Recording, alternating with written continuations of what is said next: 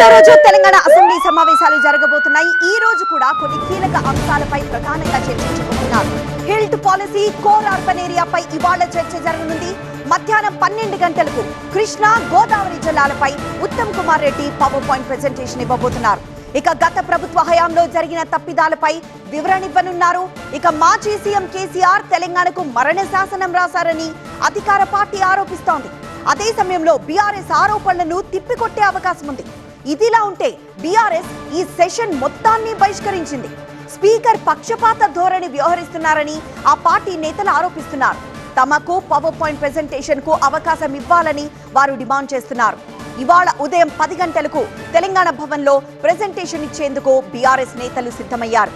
అయితే ఇదంతా ఇలా ఉంటే 2 తెలుగు రాష్ట్రాల జల జగడాల పరిష్కారానికి కేంద్రం కమిటీ వేసింది. నిన్న అసెంబ్లీలో కేంద్రం తెచ్చిన వీబీజీ చట్టానికి వ్యతిరేకంగా తీర్మానం చేసింది ప్రభుత్వం.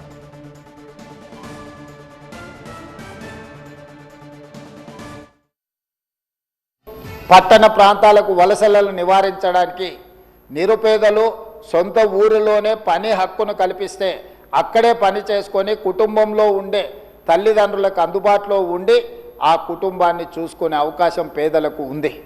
ఈనాడు కేంద్ర ప్రభుత్వం తీసుకొచ్చిన చట్టం వల్ల ఆ అవకాశాన్ని కోల్పోయి పట్టణ ప్రాంతాలకు మళ్ళీ వలసల బాట పట్టే పరిస్థితి వచ్చింది.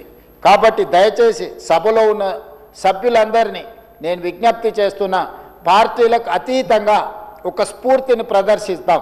మనం అత్యంత నిరుపేదలైన కార్మికుల కోసము, వ్యవసాయ కూలీల కోసము, దళితులు, గిరిజనులు, ఆదివాసీలు, బలహీన వర్గాలకు సంబంధించిన మహిళల కోసము ఆర్థిక వెసులుబాటు వాళ్ళకు కలిగించడం కోసము ఈరోజు ఈ చట్టాన్ని తెచ్చినాము.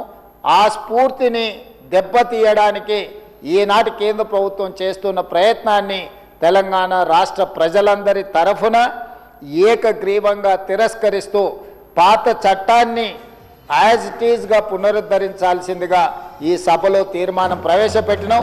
మీరందరూ ఏకగ్రీవంగా మద్దతు పలకడం ద్వారా కేంద్ర ప్రభుత్వం తన విధానాన్ని మార్చుకునే విధంగా ఈ సభలో తీర్మానాన్ని ఆమోదించవలసిందిగా కోరుకుంటూ